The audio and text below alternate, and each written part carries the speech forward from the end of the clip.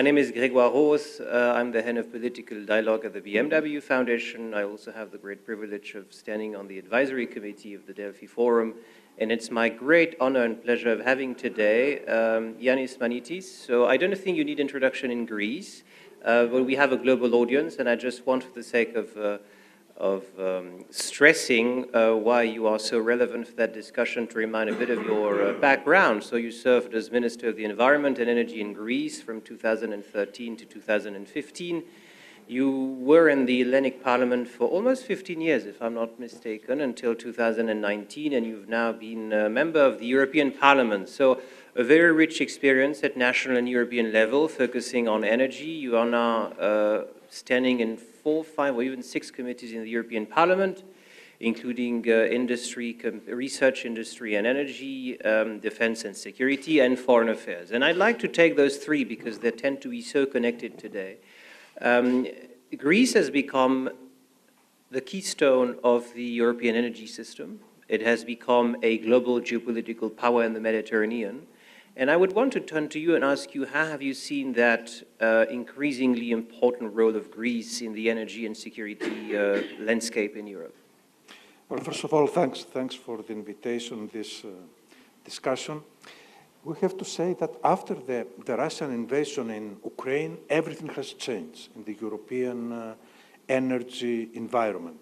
First of all, we should decrease our dependency on the Russian natural gas. We have achieved it because from a percentage of about 45% dependence on Russian gas, today at European level we're at about 17%, something like that, 17, 15 or something more. So we have achieved the first target to decrease this dependency. On the other side, of course, we are dependent on the import of natural gas from United States, from Algeria, from Caspian Sea, from Norway, etc. In this greater environment, Greece, many years ago, more than 12 years ago, has started to design and to implement its new role in Eastern Mediterranean. What do I mean with this?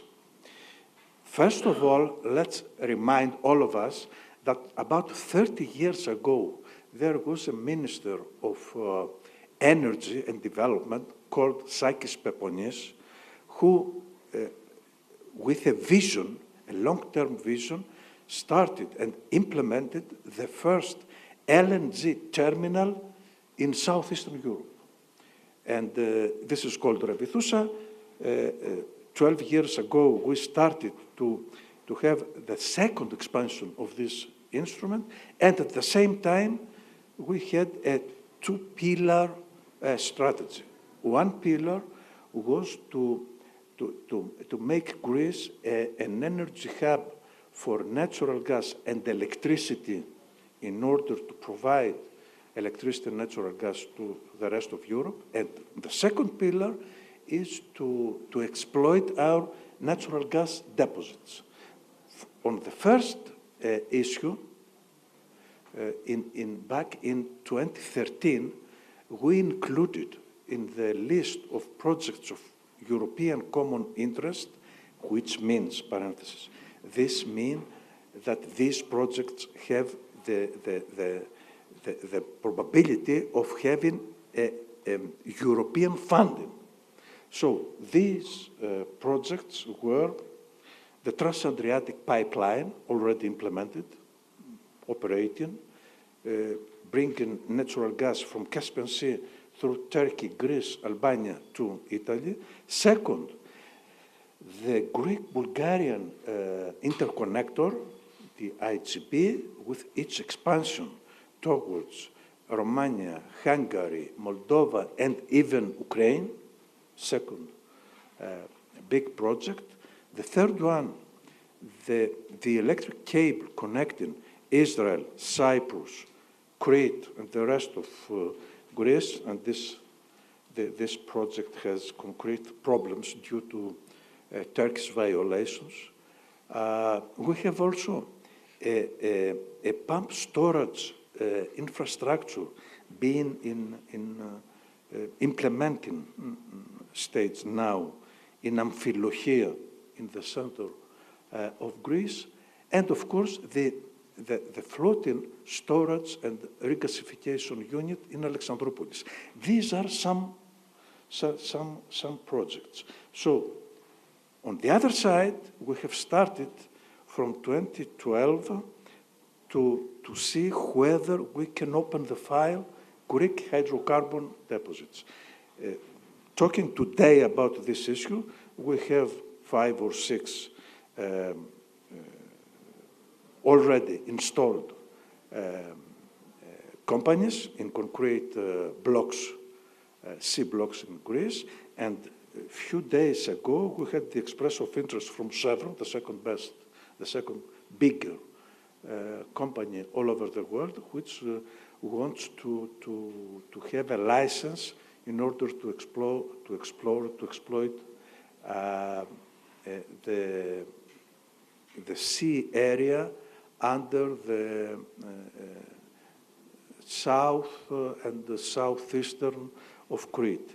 To this direction, there are also some other projects going on. For example, the electric cable that will connect Egypt with Greece and then the rest of Europe, or another more long-term project, an electric cable connecting Saudi Arabia with Greece and the rest of Greece. So, summarizing this national attempt, we see that during the last 12, 13 years, with various governments, we have a concrete, stable national target, which is Greece becoming the energy hub of the East Mediterranean area. I think that to this direction, we have the assistance, the financial assistance from European Union, and I hope that there will be no other violations from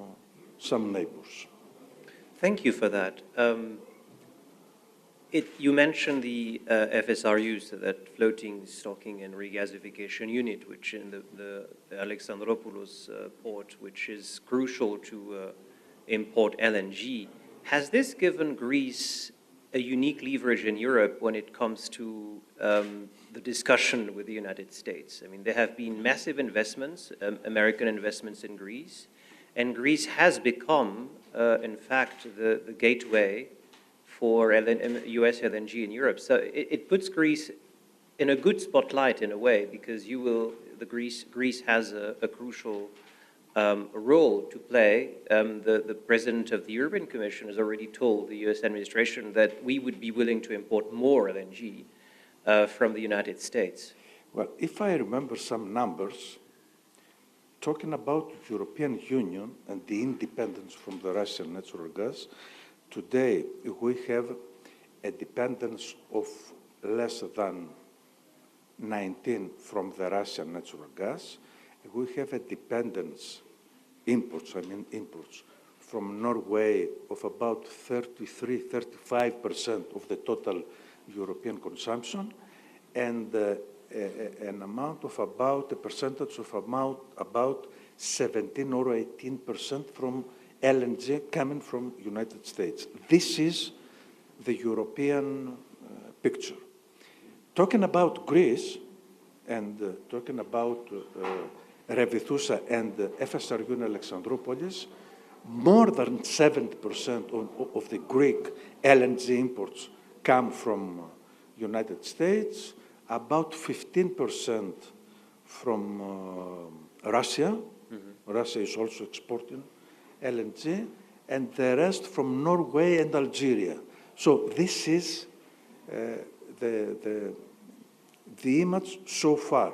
I think that going to the next steps and having in mind what European Union is going to do about sanctions, next steps of sanctions against Russia, the intention to fully being independent from Russia, etc.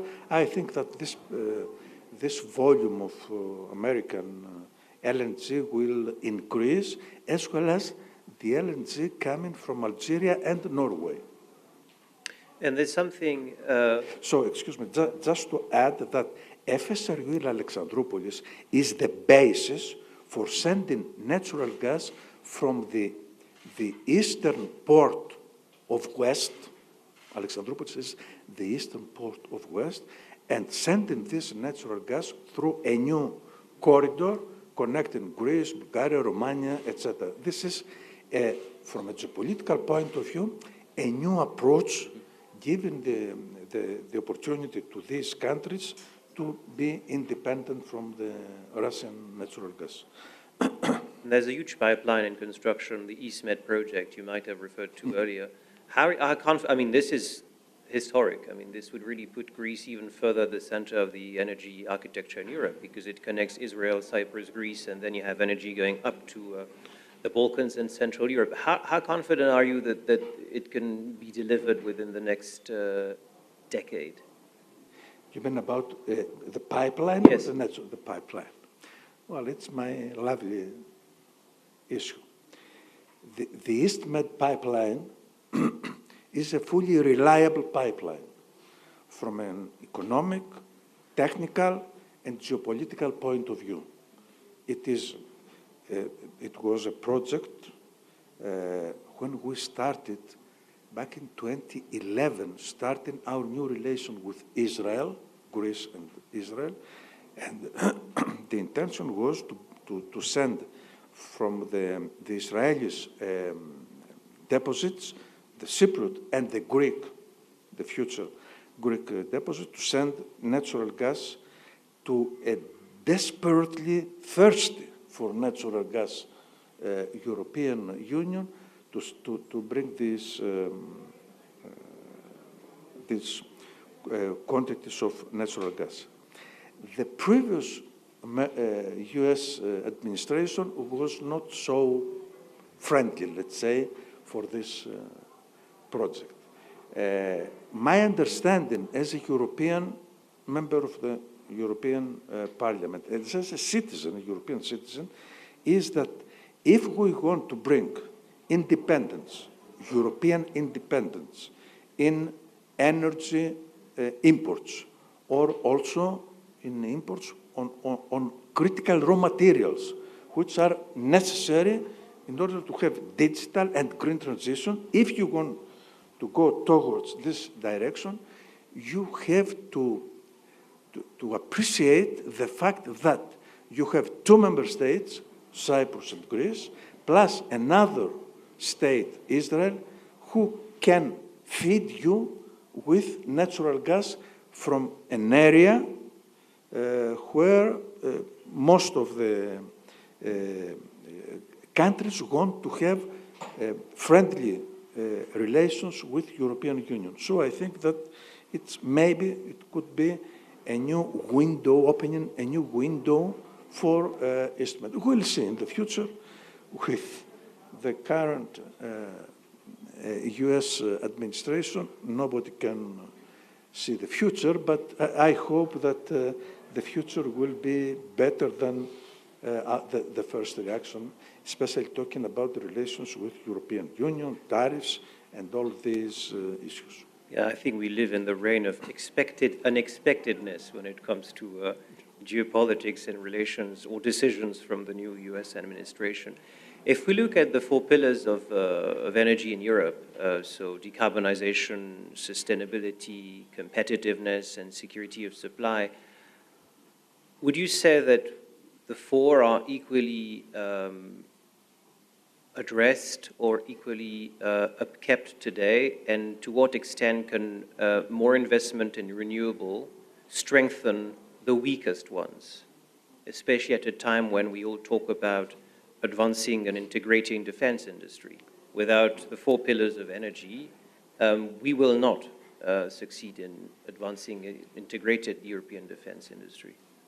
If we leave aside for a moment the issue of defense and say a few things about our mistakes and oversights during the previous years in Europe, we could say that we have gone with good